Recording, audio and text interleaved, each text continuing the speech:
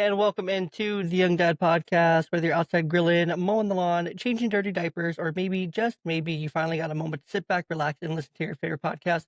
Whatever you're out doing, whatever you're thinking about doing, whatever you're not doing, thanks for being here and thanks for tuning in. So make sure you grab your juice box, grab a snack, and we're going to jump in right away today. Today's guest is Dr. Mort Orman, a board certified internal medicine physician and 40-year anger elimination expert. In his 20s and 30s, Dr. Orman was a self-described hothead. Think like John McEnroe with a stethoscope until he discovered a life-changing approach to eliminating anger, not just managing it. And now, 40 years later, he's written 23 books, developed powerful frameworks like Anger Internal Causes Framework, and helped everyone from doctors and lawyers to the FBI become anger-free. He's also been happily married for nearly 40 years, so we know this man walks the walk. His latest book, Dr. Orman's Life-Changing Anger Cure, is available now on Amazon. So let's go ahead and welcome Dr. Orman to the show. Oh, thanks for having me. Of course, thanks for being here. Uh, Go ahead and tell us a little bit about how you got into all this in the beginning. Kind of take us back to the origin of all the work that you've done. Well, I got into it for my own personal struggles. When I went through medical training and opened up my medical practice all those years, I had a lot of anger. I had a lot of anxiety. I had a tremendous fear of public speaking. So I would have never done anything like this back then. It would have just been mortifying. And I also had one relationship failure after another, where anger played a role in those as well as other things. And so I was doing well professionally. I was doing well in my career, but I just didn't feel happy inside because I couldn't control my emotions and I couldn't keep these relationship failures from happening. So I was very frustrated, demoralized, because I had always been a problem solver, and I felt like, well, I should be able to fix these problems. And no matter what I tried, and I tried all kinds of things, all the traditional anger management, stress management stuff, and it just didn't help. Like every day I woke up, I was the same angry guy. And if you'd asked me back then, if you'd have come up to me back then and said, "Do you ever think they'll see a day when you're not an angry guy?" And I would say, "I just think it's part of my makeup. I just think that's who I am. And I know I've tried a zillion things to change it. Nothing's worked. So I guess I'm always be that way." And so I was really shocked after doing a couple of years of personal development work, where I pieced together a bunch of insights. And finally, the light bulb went off and I figured out what was really going on with my anger and other emotions and my relationship failures. And I was able to correct them all. And the last 40 years, I've had very little anger. My wife and I just celebrated our 41st wedding anniversary. And believe me, that would not have happened if I hadn't figured out how to understand my emotions better, and which gave me the key to really step in and control them and fix the problems I was having. So, I know a lot of people today are suffering with inability to control their emotions or even understand their emotions. And that's what I'm trying to help people, learn. Go back to your story here just briefly. And we'll probably ping pong back and forth a bit, but I think today a lot of people make the conscious choice to try not to understand their emotions, to try to ignore them, or to try to use their lack of understanding as like weaponized ignorance almost, so that they don't have to do something, or they're justified in an action, or they have a reason to be the victim, or to play the victim, or to do all sorts of different things. I think a lot of it is also today as well. I think there is a lot of lack of understanding, but I also think there's a lot of choice in that lack of understanding as well. Well, it's hard to choose to do something when you're missing the key puzzle pieces, because you can't do it. And so you're really not left with many good options. So all people have are bad options. It's Yeah, kind of like but it's people kind of don't like look for when the you're puzzle when you're pieces. not when you can't control your emotions and the only thing that works for you is to use alcohol or drugs or anything like that because you don't know any better way. And I think that's the problem. The problem is people don't have the understanding that you're talking about that's missing. And that's why they revert to, these not great, strategies. Yeah. I think some of it's also not wanting to look for the strategies, choosing to ignore the strategies even when they're right there. Yeah, there's some of I that, don't I'm sure. Yeah, I don't think it's total just, not understanding, not being taught. A lot of these things are choices to be able to learn to understand or not. Yeah, Kinda like the because I've choices. I've met a lot of people where I presented, the knowledge to them, and they haven't really accepted it. They haven't really embraced it. So there is that you've gotta have that willingness, you gotta have that desire to do something about your situation, to change it, and some Yeah. people don't. right now Yeah. anyway. They may in the future, but they don't right now. Yeah, exactly. So, what was your kind of some of those, like, moments for you and whatnot that really led you down the path to start to change?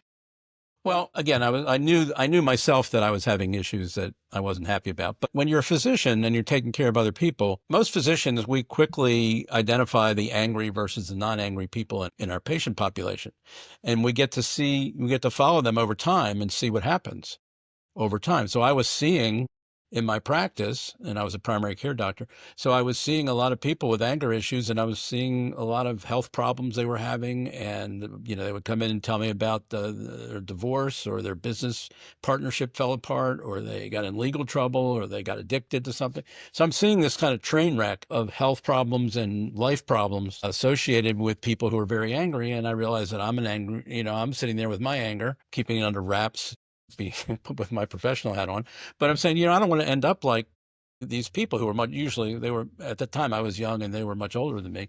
I said, I don't want to end up in life like, having all these problems related to anger and other emotions. So that was one of the big things that made me really not give up, because I had a real motivation, from what I was seeing in my practice, to fix this problem so it didn't end up costing me down the road. Yeah. No, I hear you. And anger has some crazy effects on the body. It does a lot to the body that's not good for the person, not Yeah. good for the individual. And it's not just health effects. I mean, it affects relationships, affects your kids. You can get into legal trouble. You can get killed, by getting angry at the wrong person at the wrong time. You lose your job. There's lots of things, lots of bad things that can happen. Not to mention, it just doesn't feel good to. Failing around me because of me, losing relationships. What was the thing that you found that really helped you start to understand your anger and eliminate your anger better to really set you on this path to where you're at today? Well, it was a strange path. It was a very unpredictable path. I would have never imagined. And like I say, I didn't believe I could do anything about it, to tell you the truth. So it came indirectly. Like I said, I started doing personal development work because I realized I didn't have the knowledge. And despite my medical education and college, all the education I had, which was incredible, I was one of the most highly educated people on the planet. I still couldn't understand my emotions. It was bizarre.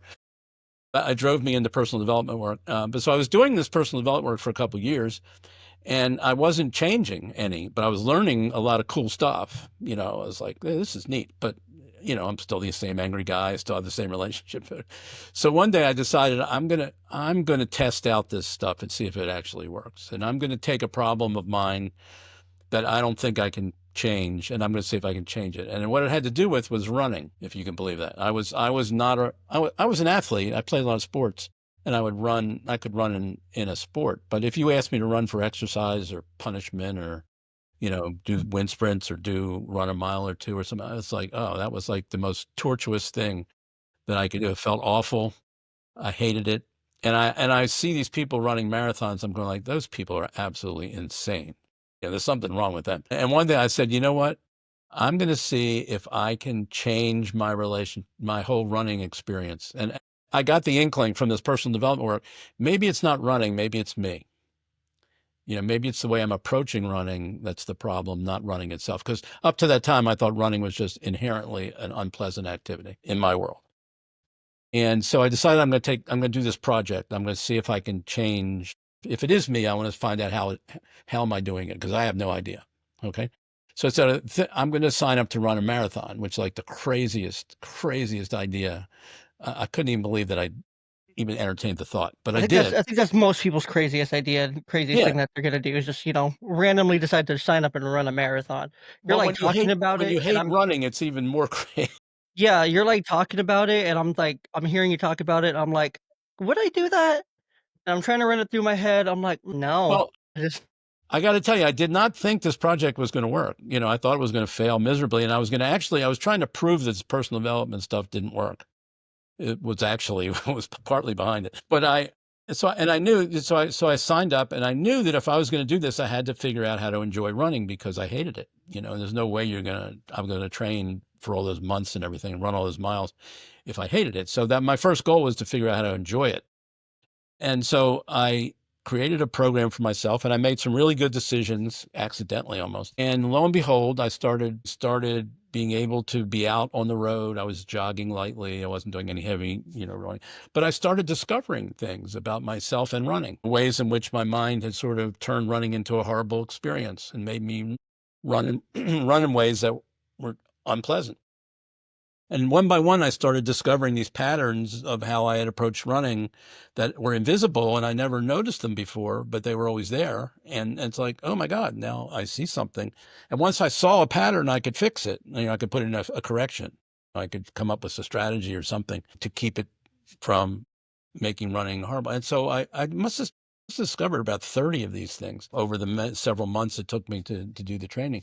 So to where I eventually, and then my body started to get in shape, and then it started to become easier and easier, and it become more enjoyable. And then eventually I ran the first marathon, and it was like a very enjoyable experience. And I went like, holy crap, I can't believe, like when my foot crossed the finish line of that first marathon, I literally felt like I had just stepped on the surface of the moon, like the astronaut that stepped on the surface of the moon. It's like it was like an unbelievable breakthrough accomplishment I would have never dreamed possible happened for me personally. And it was an amazing process. And what it did is I realized that there were these invisible patterns inside of me that I hadn't recognized before that were causing all of the mischief when it came to running. And as soon as I finished that project, I realized, hey, wait a second, these patterns are not limited to running in my life. They're like all over my life and other areas in my relationships, with my emotions, with stress, with everything that was going on. And I said, I wonder if there's other patterns causing some of these other problems that I couldn't solve. And lo and behold, every time I started to investigate one, like public speaking fear, for example, I figured out the patterns and how I was thinking about and approaching public speaking that was making it anxiety producing when it didn't have to be. And I ended up getting rid of all that anxiety. And now speaking in public is very easy for me. And so I kept finding these ways in which my brain was making a problem for me that I hadn't noticed. Because, we can't see what our brain's doing. It's doing all kinds of crazy stuff, and we can't see it. We see the effects of it, but we can't see what our brain is actually doing when it's doing it. But when you put yourself in a laboratory like this, like the running thing, it brings them up into the surface where you can start to see them if you're paying attention, which I was, and then I could correct them. So that's what happened with my relationships. That's what happened with my emotions. And I finally figured out, like with anger, I finally figured out how my brain was making me angry, which I had never noticed before in the way that you could actually get your hands on it and take control of the situation and fight back against your brain, because it was doing the mischief. It was doing the damage in creating the anger, and I didn't know how it was doing it. But once I had those missing puzzle pieces, just like with the running, man, okay, now I see the path. Now I see what I need to do if I want to let go of some of this anger or stop the anger when it starts building within me, so I'm not carrying it around for days or weeks or years or having it affect my family or me or whatever.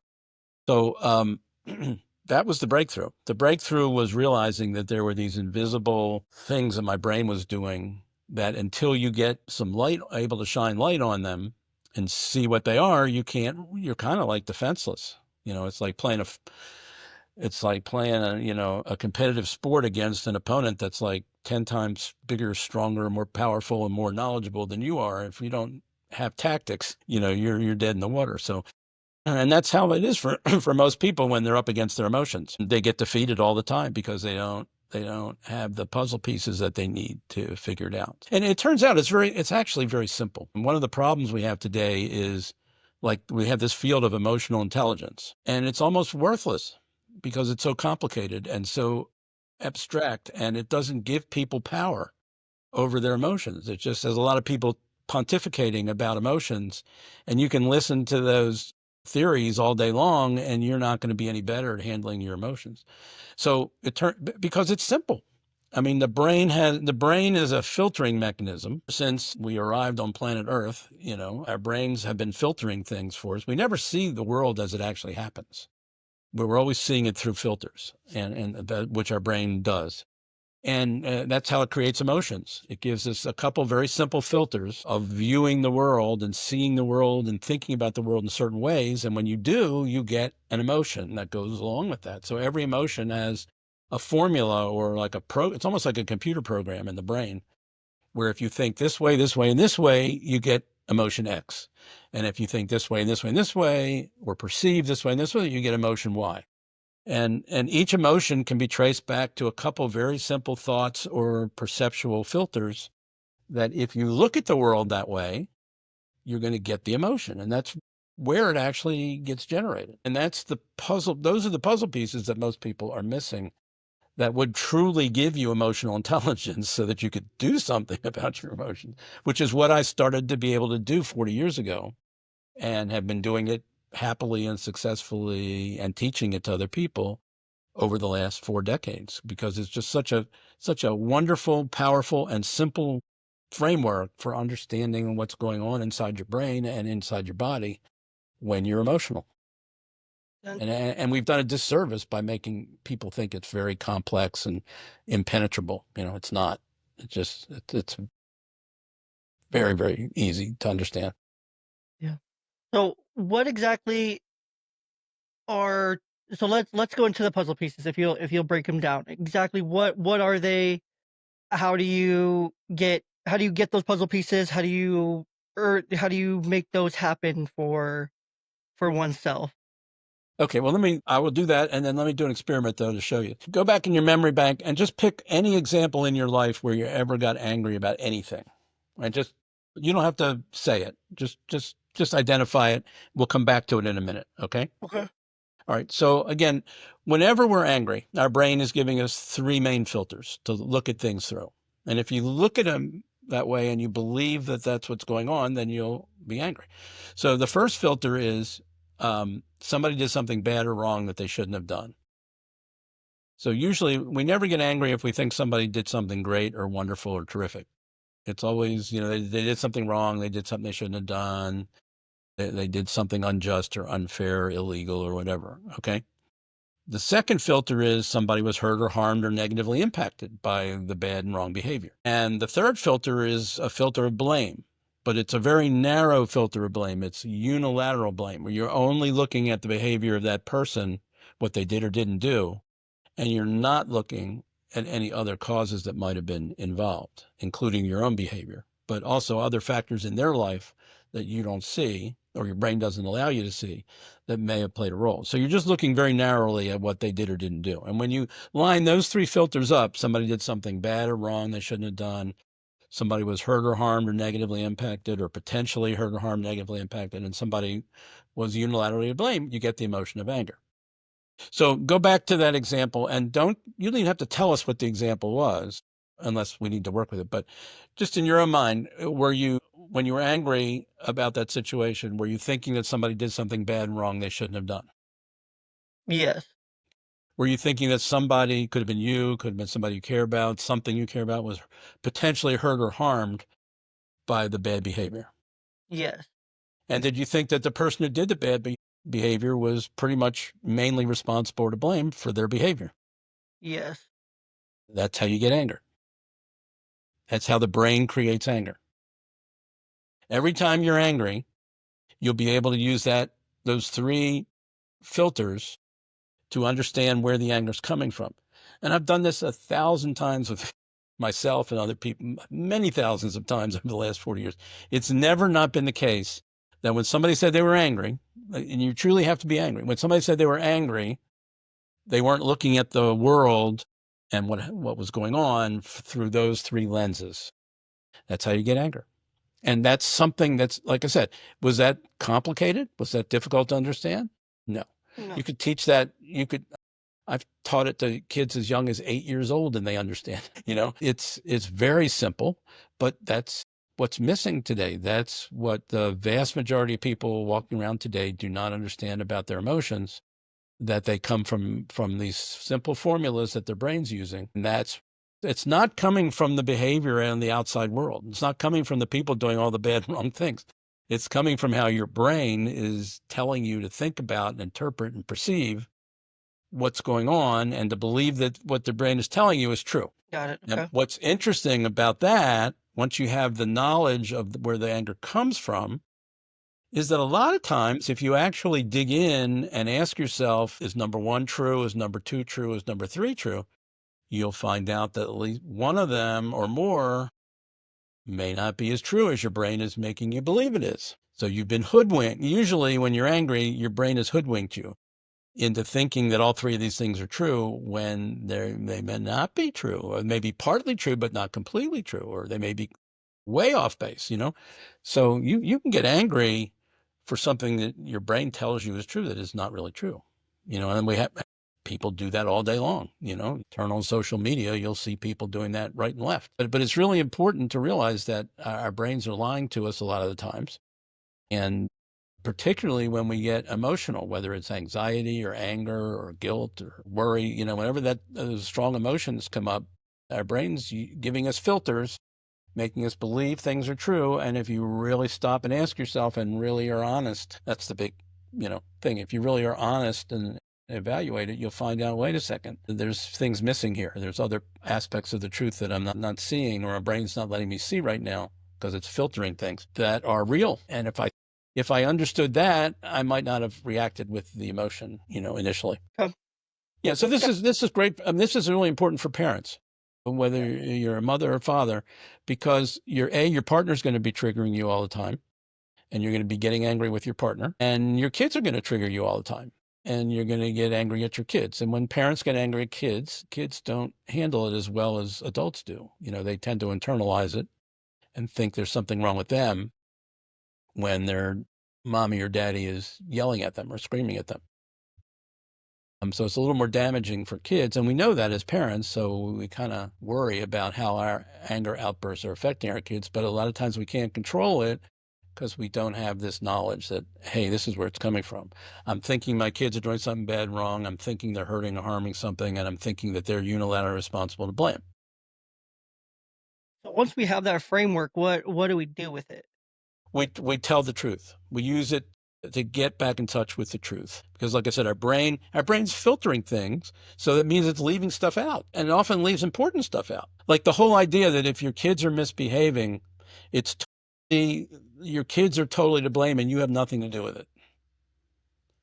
That's a false idea. You always have something to do with it if you're the parent. Either you helped cause it or you didn't do the right things to stop it or contain it, you know? So you're in the parent role. You've got more power over the situation than the kids do, and you're not using it wisely. You're not using it correctly. So it's in a relationship, it's almost never the case that if there's a conflict or a problem between two people, that one is 100% responsible and the other one is 0% responsible. It may be, you know, 70-30, it may be 50-50, but it's always everybody contribute. We're each playing a role. We may not want to own up to the role that we're playing or even to notice it, but it's there. And that's what the brain will do. The brain will filter out your part, and it'll only focus on what your partner's doing or what your kids are doing. And you don't see that, you know, you don't see that your brain created your anger out of the three filters, and you don't see that the third filter is almost never true.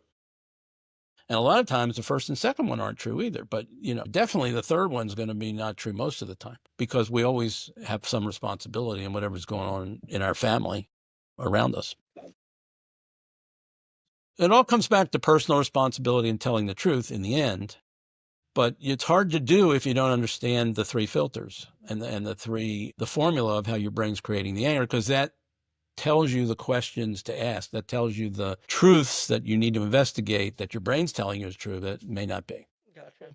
And so once you get to the truth, once you get back to the reality and you apply this lens, then what do you do? Then what happens next? Well, let me just give you an example. So my wife and I have had very little anger in our relationship for our entire 41 years. And that's because before I met her, I figured out how to get rid of most of my anger, and she never had a lot of anger in the first place. So we don't have a lot of fights and arguments, haven't had throughout our whole marriage. But in the beginning, there was this one situation where we would start to fight with each other. And it was so unusual for us that it really stuck out, you know, like sore thumbs. if you're arguing a lot with your spouse, one incident over another is not going to be noticeable. But we had a baseline of like 0, and so this thing would pop up, and it was very visible and noticeable. And it happened like 2 or 3 times in a row, and I realized, wait a second, something's going on here. I need to look at this and see what's going on. And it was weird because it would only happen if we went on a car trip somewhere. And it was even weirder because it would never happen when we were driving to our destination. We would never argue or fight. We would never argue and fight when we were at our destination. It was only when we were driving home. And what usually would happen is I would be driving, and somewhere along the way, my wife would say, "Oh, there's something over here. It's only like an hour off of our path. I've always wanted to go see this. Let's go do that."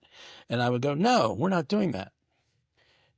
Kind of with a tone, you know, and she would react to my tone. She'd go like, "Well, what do you mean we're not doing that?" Like, we're not doing that. And to me, in my world, my brain was telling me that that was not right. She was wanting to do something that was very bad and very wrong. And you don't drive home that way, you know. And that's when I started realizing I was angry at her and she was reacting to my anger at her with her own anger. I looked at the 3 filters and I started asking the question, are they true? Are they true? Are they true? So the first one, is she really doing something bad or wrong that she shouldn't be doing? And as soon as I asked that question, I realized, well, technically it's not wrong. It's just different than the way I would do it, or the way I'm used to doing it. And it turned out that in my family, that's what we did. We drove directly home. We never deviated. In her family, and when they went on car trips, they would always take side trips and do stuff. So, but when I asked myself, is it wrong? I realized, well, not really. And then I saw that was the thing. That was the big issue here, is that I was judging her request to be like a sin, like it was bad and wrong. And when I asked myself, "Is that's true?" I said, "Well, it's not. That's on me. That's my problem. I judged her wrongly. It's not that she's doing something wrong. It's just different. And she's just as right as I am. Neither one of us is more right than the other. It's just 2 different ways of driving home. That's all it is." And from that moment on, I said to myself, I'm not going to do that anymore. I'm going to stop blaming her for doing something wrong when she's really not doing something wrong. So from that point on, every time we're going somewhere and she wants to deviate from the direct route, I say, "Sure, honey, if you want to do that, fine. As long as there's nothing critical." And it was nothing critical about when we needed to be home in those examples. Sure. It's my job as a husband to try and help you do, what you want to do and have whatever you want to have in life. So that problem disappeared. It didn't keep happening because every time it would start to come up, I'd go like, that's my mistake. She's not doing anything wrong. I would remind myself what the truth is, and the anger wouldn't happen. So you can literally eliminate anger and eliminate a recurring problem like that stems from the anger by getting in touch with the truth, what's really true, and using the 3 filters to help you do that. And you can do that in any situation where anger comes up. You can use the 3 filters and dig deep and try to figure out if any one of them, and all you need is to find any one of them that's wrong, that's incorrect or flawed or missing key information, and the whole emotion will dissolve because it needs all 3 of them to keep going. Gotcha. So that with that example, it makes a bit more sense now in my brain. I just needed that example, so I appreciate that. Yeah. So I wanna shift gears here a little bit now that we kinda understand the framework here and talk specifically about men and anger. Hmm. Because there's a big link there between Yes. the 2. Men are very angry creatures, and most men have unresolved anger, misunderstood anger, or all the above kinds of anger, right? Misunderstood all the time, right? Hidden anger, all kinds of anger, it's all there, right? And that leads to a lot of disconnection that so many dads feel, in their day to day. So can you talk a little bit about that? About though how the unresolved anger or disconnected anger or hidden anger or whatever kind of word you want to put in front of anger, and how that leads to disconnection that so many just men and like dads feel in their like daily lives? Sure. But don't discount the fact women have just as much anger and just as Yeah. much disconnection. It's just they don't show it as easily as men. And society has kind of said it's okay for men to express their anger. It's not okay for women to express their anger. Well, it's more so society said that men are just always angry, and that's the only emotion that men can express is anger towards everything. So men are just labeled as angry creatures, but not always. That's not always the case because a lot of time, at least in my research, I have my degrees in psychology and whatnot, and I work in mental health. And typically, when I work with kids, I explain to them anger is a secondary emotion. Anger comes from a stem of some unmet need. Anger stems from something that you were already feeling. You were feeling this, and then it was triggered by this. So now you now have an anger, like emotion of anger, right? Whether that trigger was an unmet need or whether that trigger was someone said something, did something that just really pushed you over the edge when you were already sad. And then that trigger sets you off into being angry, kind of thing. So that's how I explain it to a lot of kids. Anger's never first in line. It doesn't show up first. It usually shows up second or third in line with two other emotions in front of it. And then something happens and then it skips the line to the front and now it's your primary emotion that's being displayed. Yeah, and I used to have that same framework for understanding anger, but then I realized that three filter framework is actually a little bit better and includes Well, I think you all can that use it. I think you can use stuff. both because Yeah. once you're actually at that point of anger, then you can backtrack Yeah. and That's why I say apply this that framework that we're talking about the three today. filters actually includes all the other emotions that might be underneath because they can be part of the hurt and the harm. If somebody makes you anxious, and then did a bad wrong thing and made you anxious, then that can be part of the hurt and harm. Or if they made you sad or threatened or something like that, or disrespected you or whatever triggers the anger, could be one of those other things going on underneath. But the anger is still coming from your brain, and it's still coming from your brain telling you to look at the situation, all those things in those three main ways. So it's the same problem.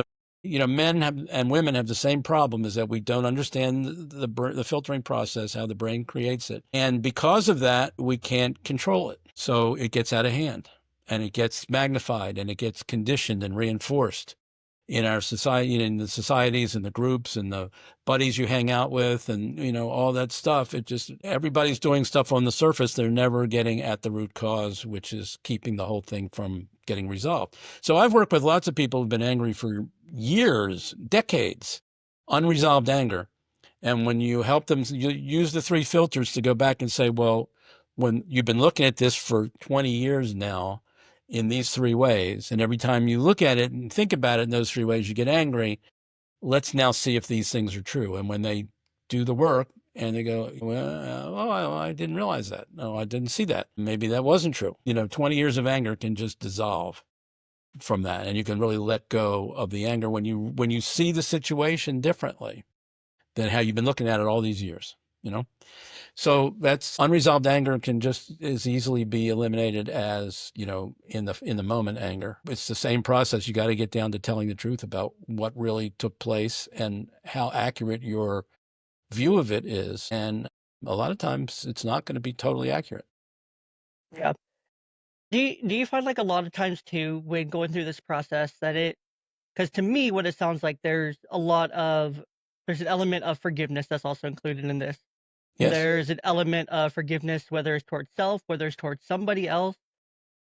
And honestly, just letting go of some stuff that's been weighing you down. Uh, That there again, we have some misconceptions about what it means to let go, or how you let go, how you forgive. So we think it's like something you have to like volitionally do. It's like an action.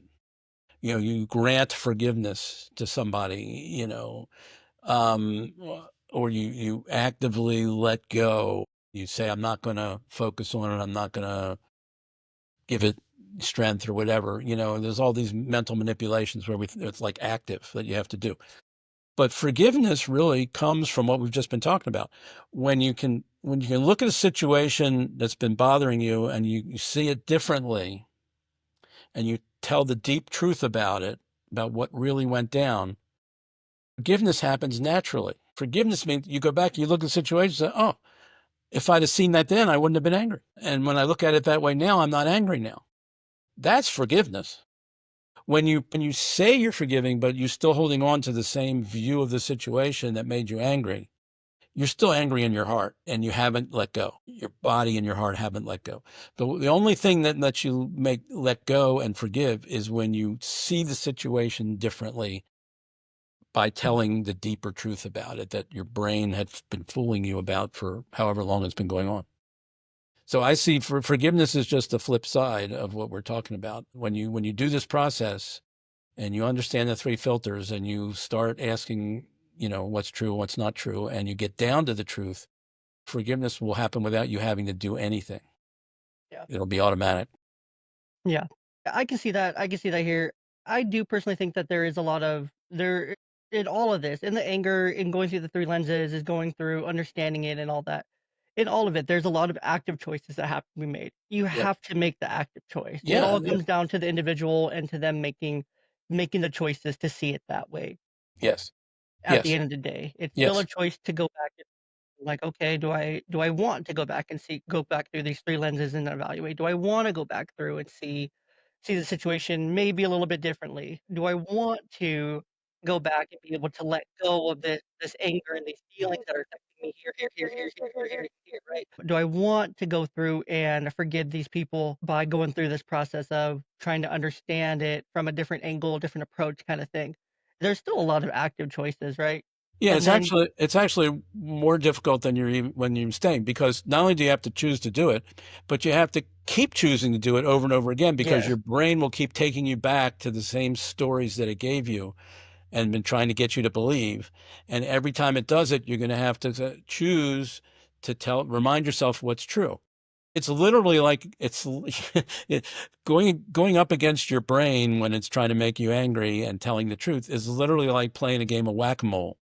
Every time you tell the truth, it's like you whack the mole down, and then your brain's going to pop it up again, and you're going to have to whack it again, and it pop it up, and you're going to have to whack it again. You whack it by reminding yourself what's true. You know, so every time, it's not that I stopped immediately getting angry at my wife when she would want to deviate from our driving path home. It would start to come up, and I'd have to whack it by reminding myself, wait a second, she's not wrong. She's not doing something wrong. And then it would happen again. After a while, eventually it died down and I'd stop going there.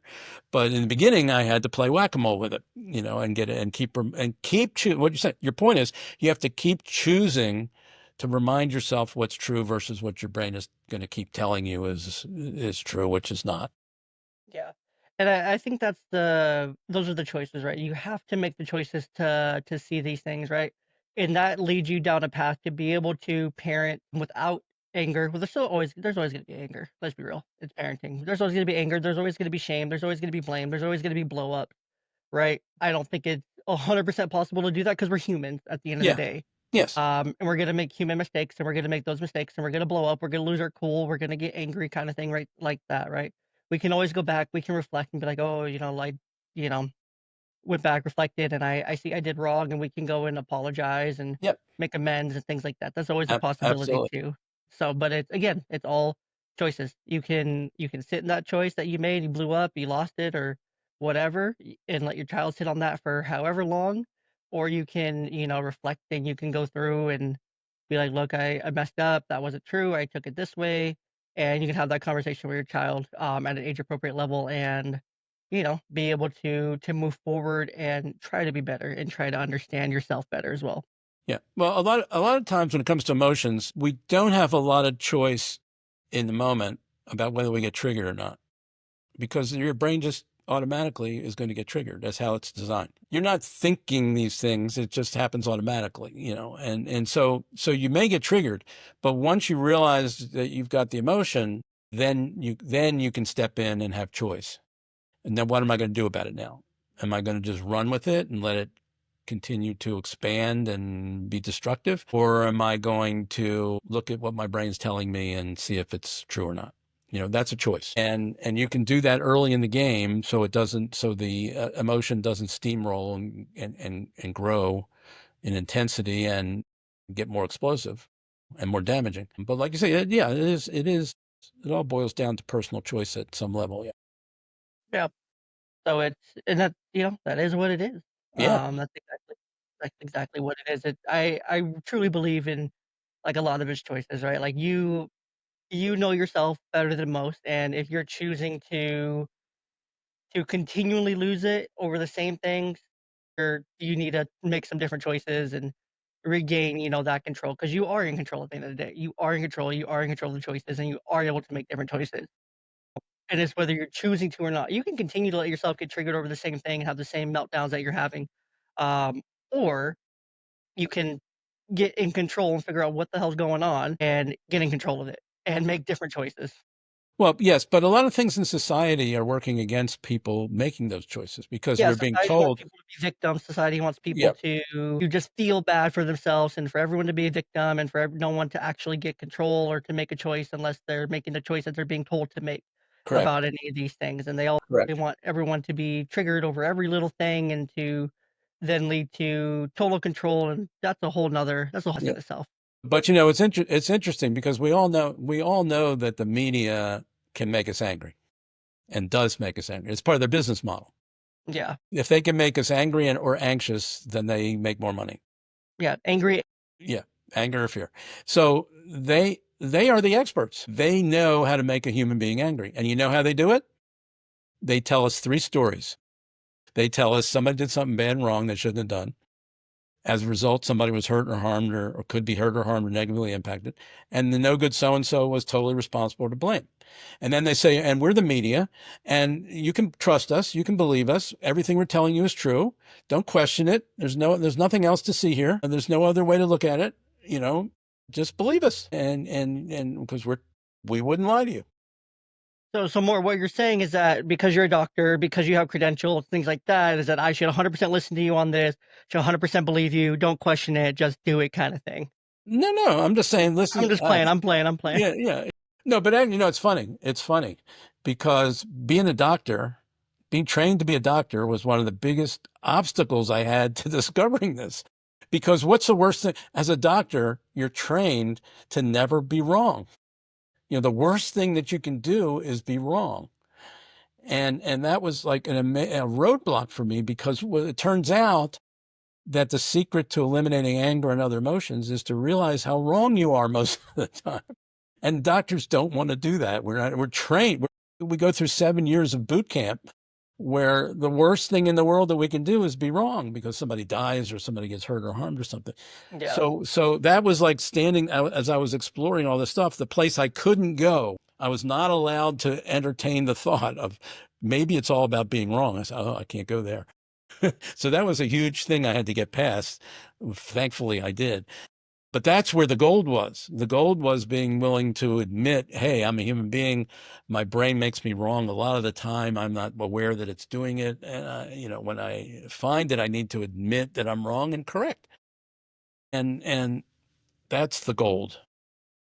And that's why we have, again, part of the problem in society today is everything is be right, be right, be right, be right. Never admit you're wrong. Don't, and that keeps you from the power that you have to control your emotions because the power resides in discovering where your brain made you wrong about whatever you're looking at that's made you emotional. And you can't access that power unless you're willing to go there. And a lot of us aren't. And a lot of society says don't. And you got to buck that. Just like today, people are waking up, thankfully, to the fact that the media is constantly lying to us. No matter what media you listen to, right, left, in between, whatever, they're always spinning their stories. They're always telling you what they want you to think and believe. They're never telling you the whole story. So or the whole truth. So we've awakened to that the media is doing that. What we haven't awakened to yet is that our own brains are doing that to us all the time. And Exactly. that's the big breakthrough for humanity that I think is on the horizon. And if we get to that point, you'll see a lot less anger, a lot less hostility. Transition here. There you go. I don't know if it played, but I think it did. But anyway, so the dad zone is my signature segment on this podcast. I like to end with it to kind of bring the show back to a really fun place and really just a dad focused place here at the end. Just for some fun and just for some relaxation to send the listener off with some good vibes, I guess, in the end. And maybe some laughs, maybe something new that they haven't heard before. So first question in the dad zone here is, does pineapple belong on pizza All the time, all the all time? the time. Yep. What is your guilty pleasure food? French fries with ketchup. Love it. And then who are 3 Well, Heinz, it has to be Heinz ketchup though. who are 3 people, dead or alive, that you would like to invite over for a dinner party? Albert Einstein, Freud, and Maslow. Like it. I like it. Those are I don't think I've had all those 3 at one table ever before asking you this question. That is very unique. It just shows the doctor in you a little bit. No one really says Freud, Maslow, and no one says those 3. Very last question here for you in the dad zone, and then I'll wrap this thing up all the way. What is one piece of advice that you would offer to a new dad listening to the show right now who's about 18 to 22 years old, just starting out his fatherhood journey? I would say be willing to debate your own brain. Don't let your brain dictate to you how you look at things because it'll take you off track and make you miserable. Love it. Yeah, imagine being 18 and like getting this advice and understanding anger at this level at 18 to 22 before your frontal cortex is even fully developed. Man, that's a huge skill right there. That's a huge hack right there. But Yeah, by the way, I have 3 books coming out shortly on how to eliminate road rage, how to cure road rage. And one of them is directed at young drivers who will be in that age range. definitely. So the screen real quick while I end us here, so the viewer can look at it. But your approach isn't just different; it's effective. And if you're tired of trying to manage your anger and ready to eliminate it for good, check out his new book, Dr. Orman's Life Changing Anger Cure. You can see it right there. I will also link it in the show notes for the people who want to, go into the show notes and find it there. Um, and you can connect with him more on his website, LinkedIn, YouTube, Facebook, all those different places. I'm sure other books are just connected to this one on Amazon, Yes. and you can use Yes. the Amazon to find his other materials. So great place right there. Dr. Urban, thank you so much for being with me. Thank you for sharing your wisdom with us, for my listeners, and to our listeners. Let's aim for connection over perfection every time. And you're listening to this podcast right here, right now. Make sure you do all the things you can to show your love and support for the podcast, like follow, subscribe, leave 5 stars, all leave a review, even if you're nasty. And I'd appreciate all of it. It really does help the show a little bit. So you know the things to do, you know the ways to support the podcast. You can do so as well. And then you can also, if you're really, really, really, you love the show, you're like, oh man, I've been listening for 200 episodes now, and I really just want to, support you, Jay. Then great, go to the show notes. You'll find different ways that you can support the show with great products. Different ways that you can get involved in showing your support for the show monetarily, if that's something you're into. I'll never make you. I'll never ask. But if you are into that, then go ahead, choose freely. It's always in the show notes of every episode, and in the description on every platform. So, and until next time, keep showing up, keep growing, and keep leading with love. And we'll see you next time right here on the Young Dad Podcast.